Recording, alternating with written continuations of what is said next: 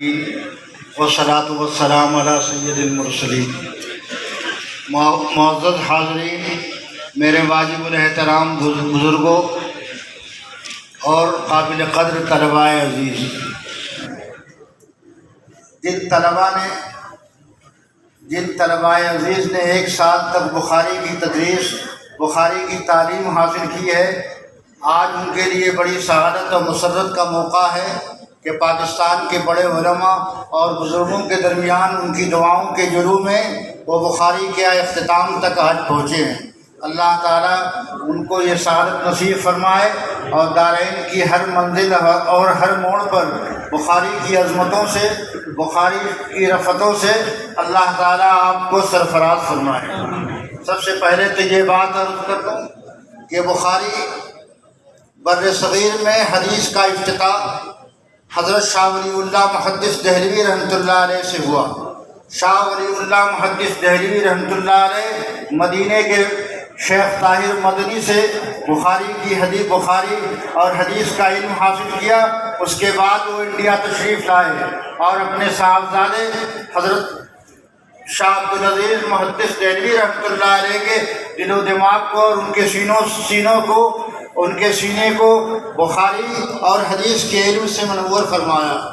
شاہ عبدالعزیز رحمۃ اللہ علیہ نے اپنے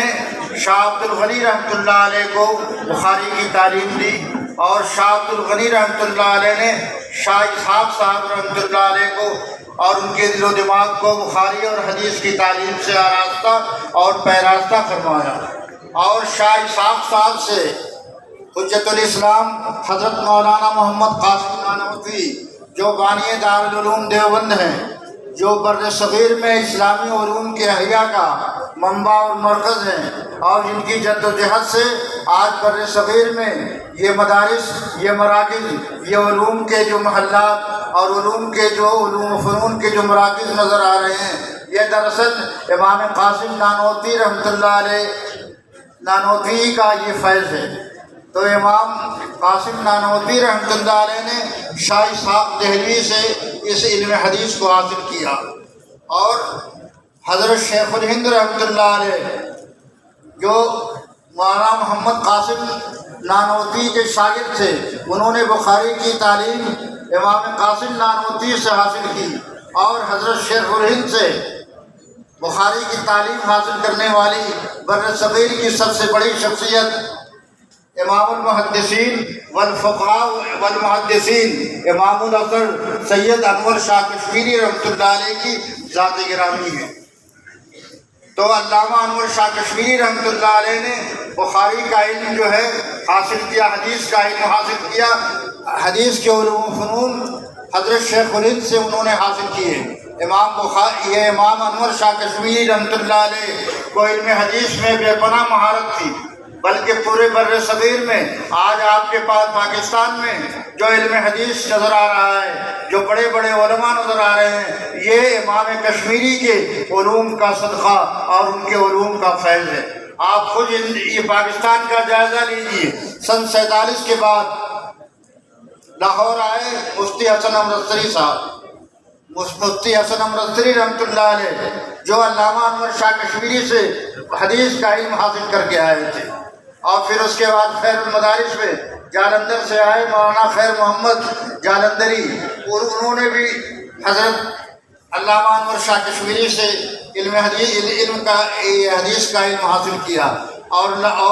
کراچی کے اندر حضرت مفتی شفیع صاحب، بلکہ حضرت مولانا محمد یوسف بن نوری حضرت علامہ انور شاہ کشمیری کے ممتاز شاگرد تھے، بلکہ علماء نے تو یہاں تک کہہ دیا ہے کہ علامہ انور شاہ کشمیری نے جو علمی غزل کہی ہے، ان کے جتنے تلامذہ اور ان کے جتنے شاگرد ہیں، ان شاگردوں میں سب جو کوئی شاعر کوئی غزل کہتا ہے تو غزل الگ الگ معنی اور مفہوم کو لیے ہوتا ہے، لیکن مولانا انور شاہ کشمیری نے جو غزل کہی ہے، جو علمی شاعری کی ہے، اس شاعری میں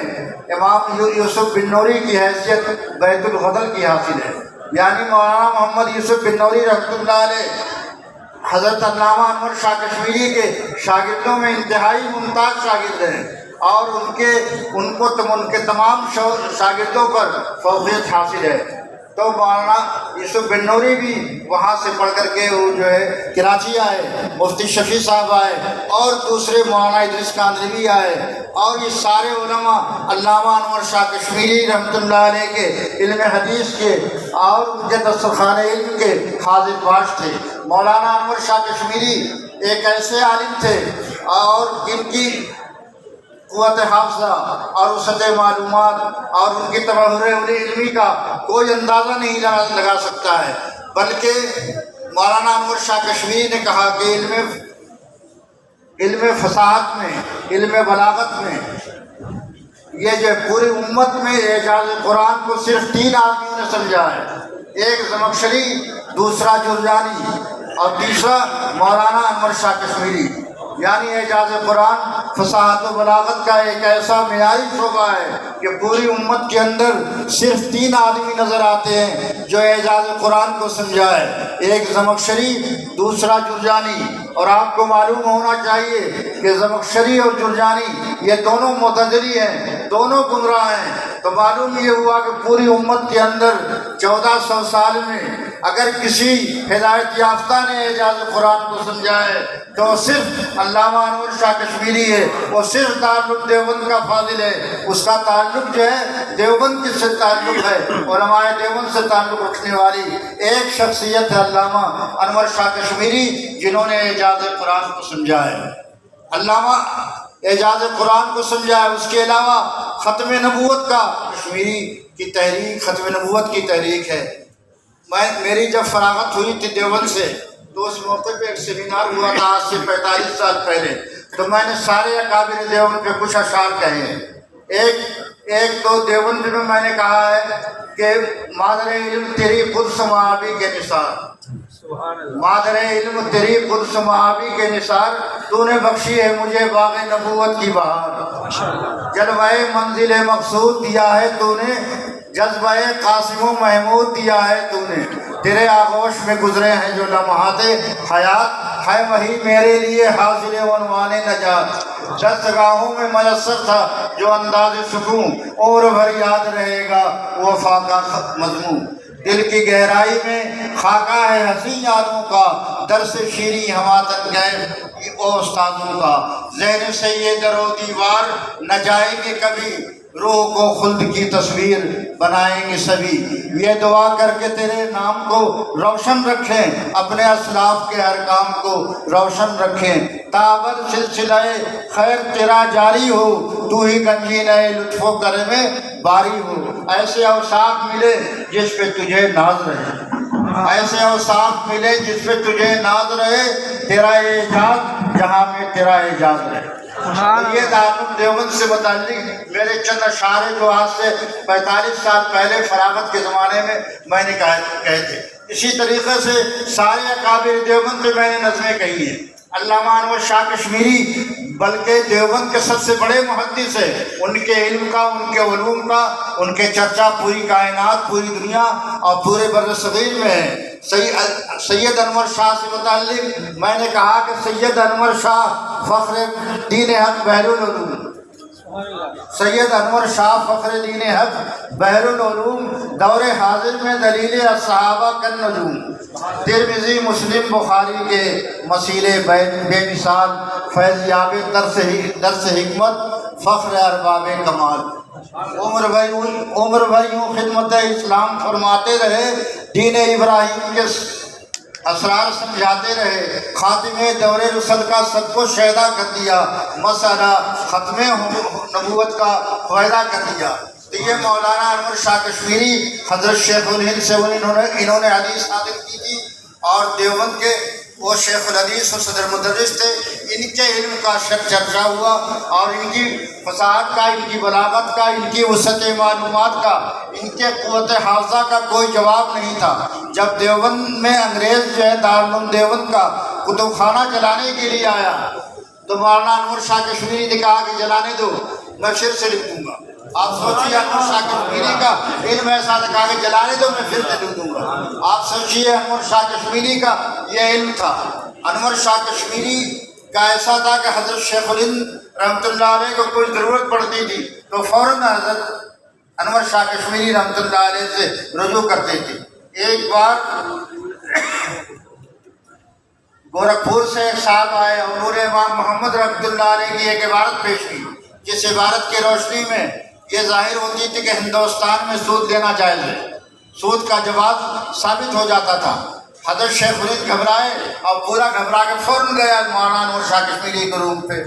اور مولانا انور شاہ کشمیری اس وقت پان کھا رہے تھے۔ جب ان کو پتہ چلا کہ حضرت شیخ الہند تشریف لا رہے ہیں، اپنے استاد کے احترام میں کھڑے ہو گئے اور پان کو جو ہے انہوں نے اپنے روالی میں تھوک کے منہ صاف کر کے فوراً کھڑے ہو گئے اور کہا کہ حضرت آپ کو جانے کی کیا ضرورت، آنے کی ضرورت کیا تھی، میں خود آ جاتا۔ تو بہرحال حضرت شیخ الہند نے پوچھا کہ ایک عبارت ہے، ایک صاحب لے کر کے آئے ہیں جس سے یہ بات ثابت ہوتی ہے کہ ہندوستان میں سود کا جو ہے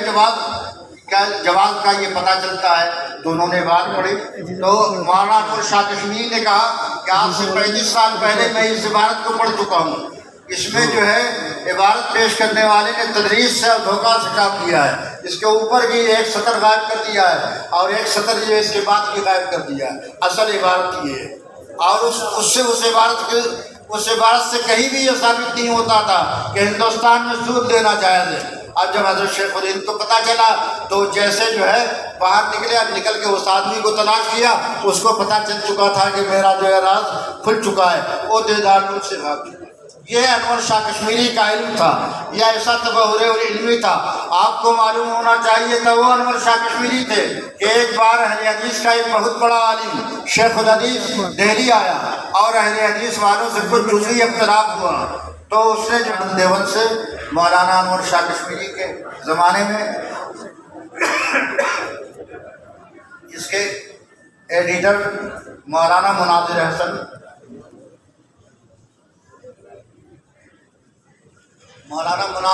گیلانی تھے۔ جب اس رسالے کے دفتر میں گئے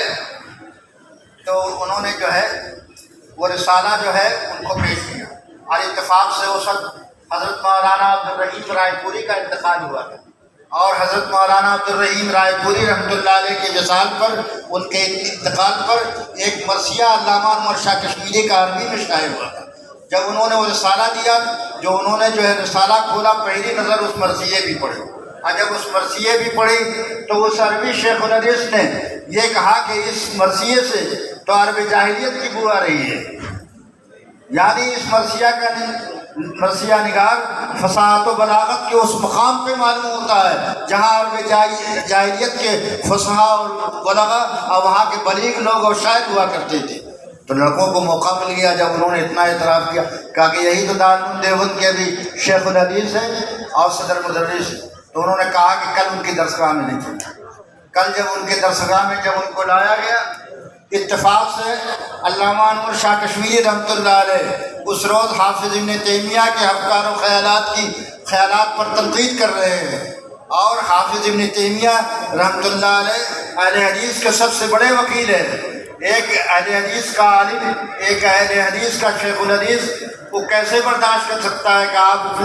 ان کے سب سے بڑے وکیل پر جو ہے آپ اعتراض کیجیے۔ جب مولانا انور شاہ کشمیری رحمۃ اللہ علیہ